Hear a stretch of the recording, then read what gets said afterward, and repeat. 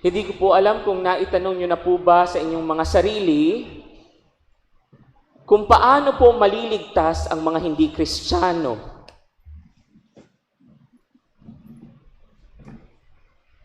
O maliligtas ba sila?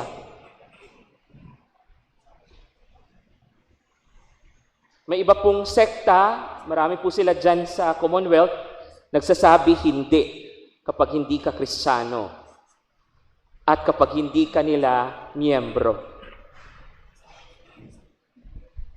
So hopefully wala po nag-iisip sa atin na hindi maliligtas yung mga hindi Kristiyano.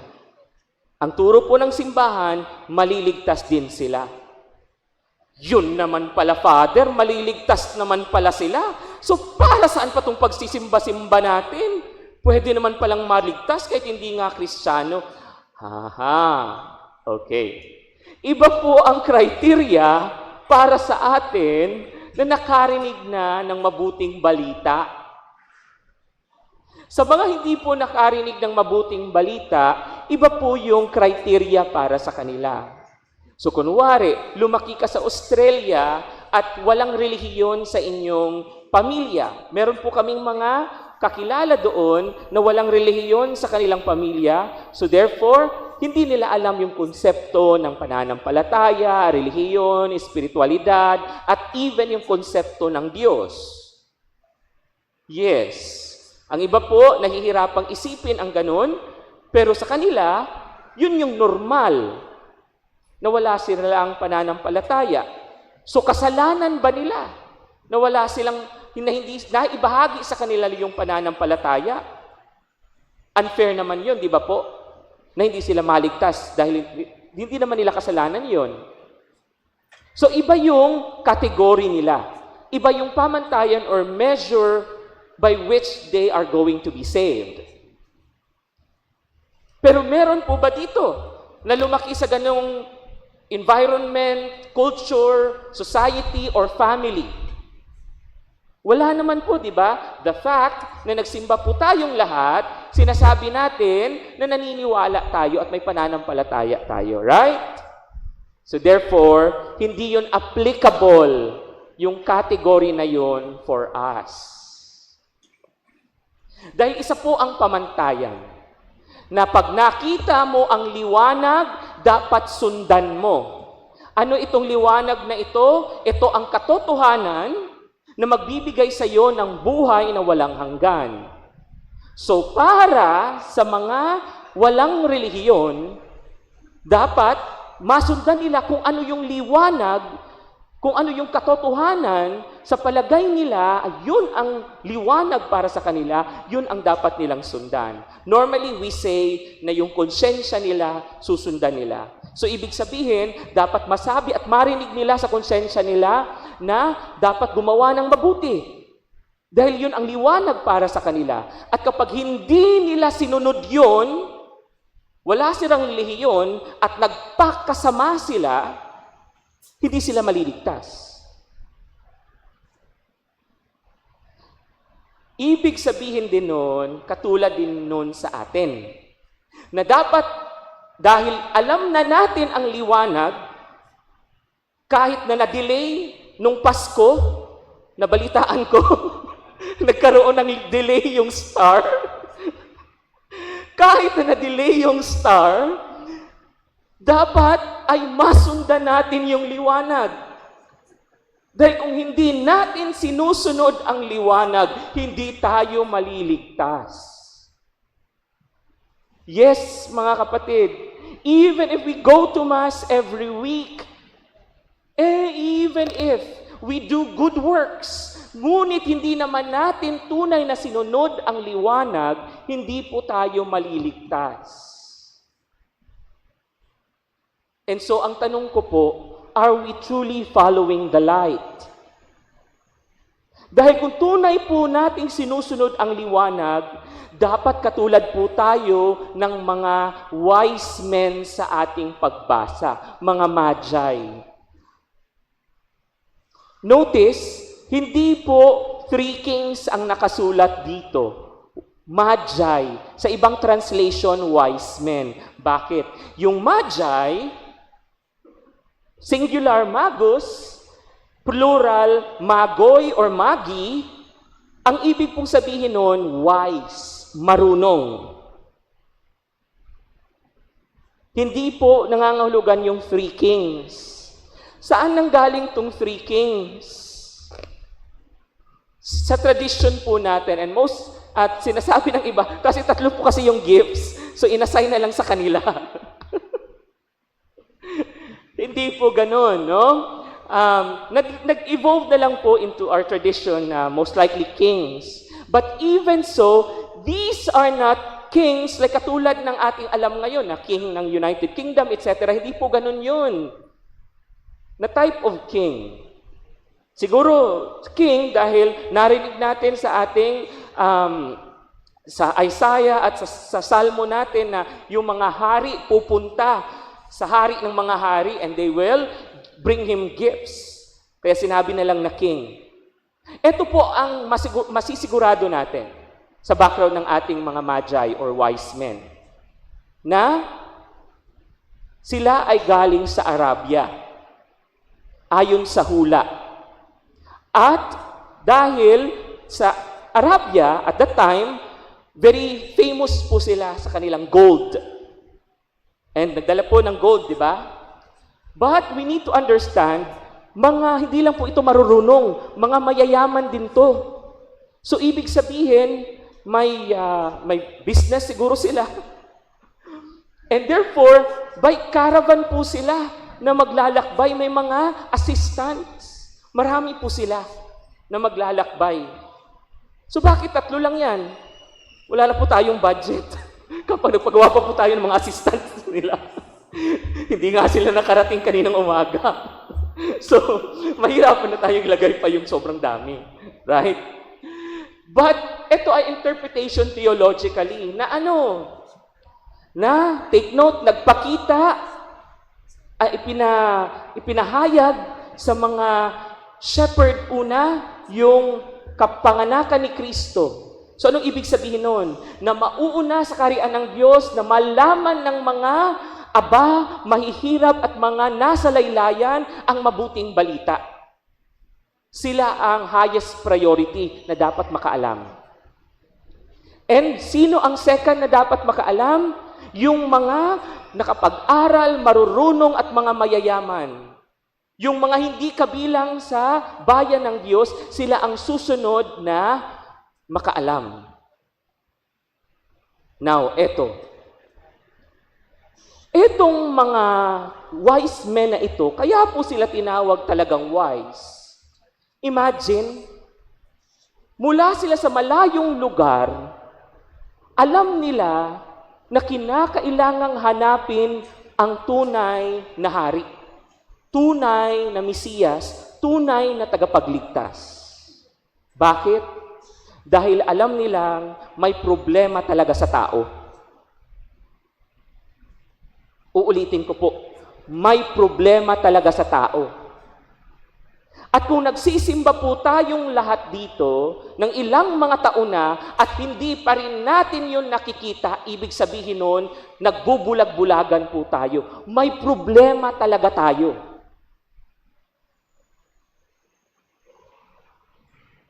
May bahagi talaga ng ating pagkatao na hindi natin magawang solusyonan. And kung hindi pa po natin yan tanggap, in denial po tayo. Wala po sa atin ang katotohanan. At kung tinatanggap natin na may problema talaga tayo, ibig sabihin, maghahanap tayo ng solusyon. Ang tanong, sino ang magliligtas sa atin sa problemang ito? Isa lang, ang hari ng mga hari. At alam yun ng mga wise men. Alam yun ng mga mago. Kaya hinanap nila ang tunay na hari, ang tunay na pinili, ang tunay na Mesiyas, ang tunay na magliligtas sa tao. Iniwan nila ang kanilang mga ari-arian at maaring hindi na sila makabalik. Maaring mamatay sila sa daan.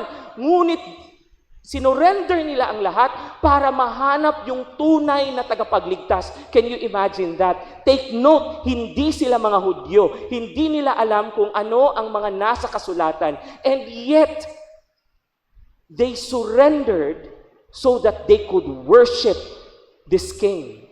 At ano yung nakita nila nung pagpasok nila?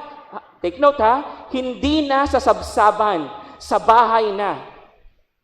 According sa readings natin, they've seen Mary and the child in the house. Bakit nasa sabsaban pa rin? Wala na rin tayong budget. Kasi gagawa pa tayo sa kabila ng bahay. Tapos isang set na naman ni Mary and Joseph. Ang mahal kaya magpagawa ng mga ganyan. So, pinag-isa na rin St. Francis of Assisi, siya ang i-blame natin.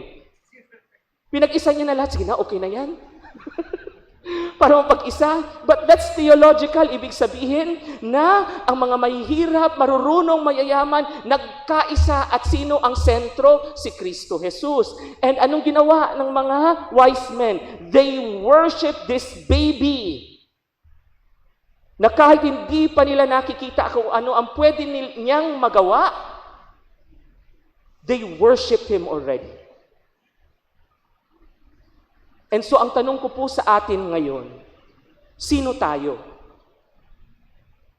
Nakita na ba talaga natin ang liwanag? Kung nakita na natin ang liwanag, sinusundan ba natin? Dahil kapag hindi natin sinusundan ang liwanag, hindi po tayo maliligtas. Kahit na mag-perfect attendance pa tayo sa misa. Posible po yun, that we will attend Mass and we do not recognize the light and we do not follow the light.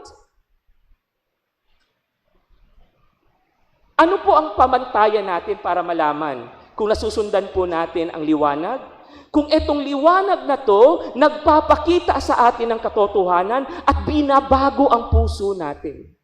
Kung hindi nababago ang puso natin, ibig sabihin, nasa kadiliman pa rin tayo, nagbubulag-bulagan pa rin tayo.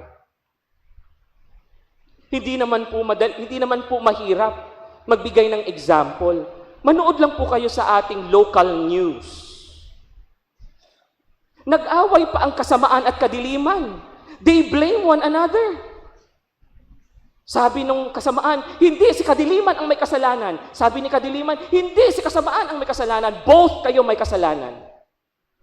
Nagsisihan pa kayo? Magkatulad lang din naman kayo? You see, they go to Mass every week. Pero hindi na bago ang puso. Bakit? Hindi pinapasok ang liwanag. Hindi pa ba kayo napagod nung mga nakaraang Pasko? Ang nagsindi nitong ilaw. Hindi na nga tinapos ang kanta, chorus lang. Tapos namamasko po na.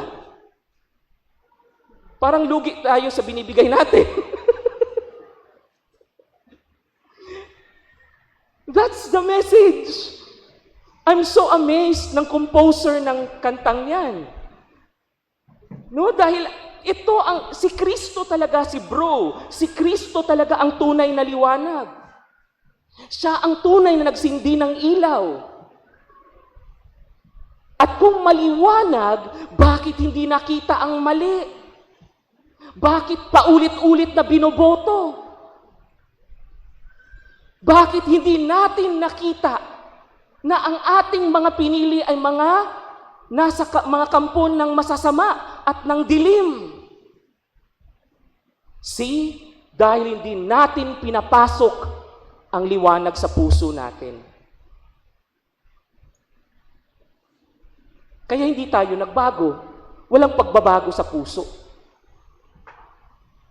Okay na magsimba every week, i-post sa Facebook, first Mass of the year, etc. Pero ang tanong, kapatid, may nagbago ba sa puso? Yung liwanag tunay bang tumimo, pumasok, at nagbigay liwanag sa ating buhay? Dahil kung tunay na pumasok yung liwanag na yun, makikita natin, ay, makalat pala, ay, madumi pala, kailangan ko pala ng tulong, kailangan ko pala ng tagapagligtas. Wala po ni isa sa atin dito na makakapagmayabang na okay siya, na walang mali sa kanya. Even po ako. And more so ako. Because we celebrate this light, this reception of light every day. And I see in myself, may mga bagay na hindi ko kayang solusyonan. And the only way for me to be able to heal and find solution in whatever is going on in my life is only through this light who is Jesus Christ. Hayaan naman po natin na yung liwanag tunay na makapagpabago sa puso natin. Hindi na po sapat ang nagsisimba lang. Dapat yung pagsisimba natin, makita natin yung liwanag at sundan natin. Even pag uwi natin, sinusundan natin. Panginoon, anong ipinapakita ng liwanag mo ngayon sa akin? Dahil ikaw lang ang tunay na magpapakita sa akin ng katotohanan.